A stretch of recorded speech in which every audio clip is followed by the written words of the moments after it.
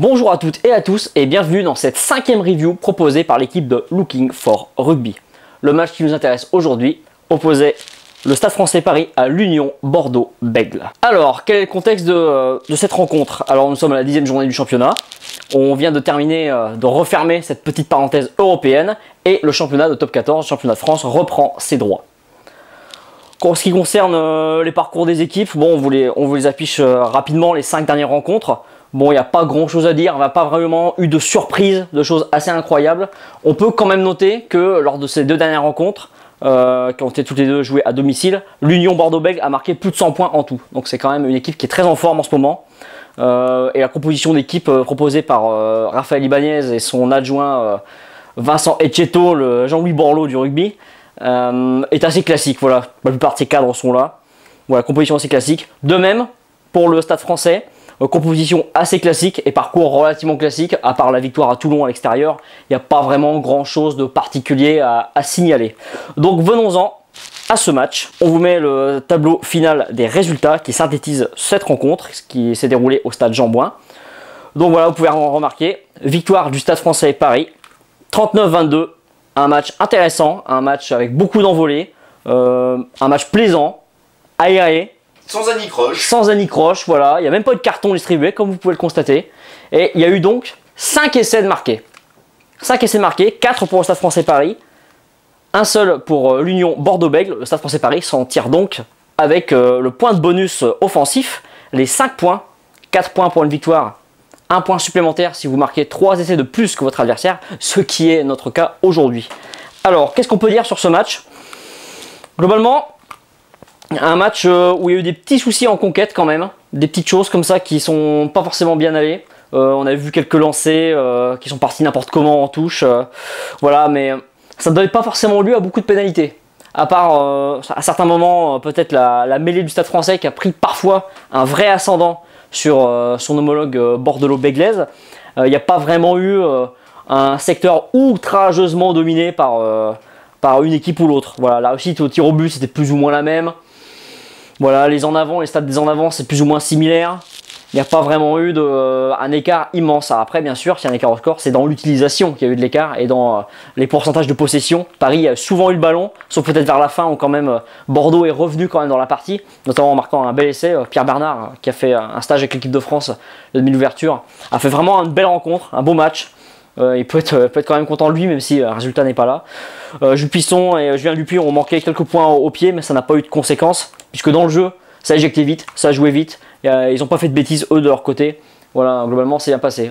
On pourra aussi noter un doublé de Wazea Naya Selevou, le trois-quarts centre ou ailier fidjien du Stade Français, qui décidément, lui, dès qu'il a la balle, il est dangereux.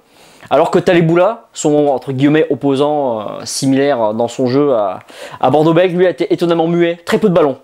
Très peu de ballons. Blair Connor sur l'autre aile a été mieux servi. Il a eu plus de munitions, mais il n'a pas eu vraiment de vraies occasions de marquer. Voilà, une seule vraie occasion franche devant la ligne parisienne, mais qui n'a donné rien. Qui n'a rien donné, pardon. Qui n'a rien donné. Qui n'a pas rapporté de points à l'Union Bordeaux-Bègles. Voilà, l'essai de Pierre Bernard, c'est sur une touche en milieu de terrain. Voilà, un lancement en première main parfaitement joué. Voilà. On a vu des beaux lancements aussi du côté Stade Français, notamment avec Arias qui joue à l'intérieur, qui vient se proposer à l'intérieur. Franchement, c'était plutôt pas mal et ça a donné lieu à des percées assez mémorables. Vraiment, vraiment très bien. Sinon, sur ce match, pas forcément grand chose à dire, puisque voilà, il n'y a pas eu de carton, pas eu de bagarre, pas eu de choses absolument hallucinantes qu'on a vues. Voilà, c'était relativement normal. Un match qui s'est bien déroulé, dans de bonnes conditions. C'était un match tout doux comme une bonne bière. Tout doux comme une bonne bière, exactement, ça glisse tout seul, hop, dans le gosier, c'est très bien, voilà. Pas grand chose à signaler voilà, sur ce match, une rencontre voilà, qui s'est bien déroulée, c'était très plaisant, le public a pris beaucoup de plaisir. Voilà, c'était les journées de l'arbitrage aussi, donc voilà, il faut quand même le noter, on a le droit à une petite animation au début de match un petit peu bizarre avec des gamins et des drapeaux bleus, là. Enfin bon, ça c'est pas grave, ça c'est la ligue qui gère ça, mais pas seulement, puisque vous savez que les journées de l'arbitrage c'est pour plusieurs sports, hein. Il y a le foot, il y a le rugby, il y a le handball et il y a le basket. Je crois que j'en oublie pas. Il y a un petit peu tout ça, voilà. C'est aussi le début de Movember, hein, voilà. Si ça vous intéresse, vous pouvez aller sur le site, on vous mettra le lien dans la description de la vidéo. Et sinon, pour ce qui est de, si on revient un petit peu quand même à nos moutons, pour ce qui est de l'avenir de ces deux équipes, donc l'Union Bordeaux-Bègles va recevoir la semaine prochaine le Stade Toulousain. Stade Toulousain qui est très en forme, qui vient de battre Lyon sur son terrain et il n'y a vraiment pas eu photo, quoi. Lyon a vraiment galéré un max contre ces Toulousains qui sont vraiment bien revenus. Ils ont eu une mauvaise passe en début de saison, mais là on peut dire que c'est terminé. Le Stade Français, lui, va se rendre à Clermont-Ferrand. Voilà, c'est jamais évident, le Stade Marcel Michelin, de s'y rendre.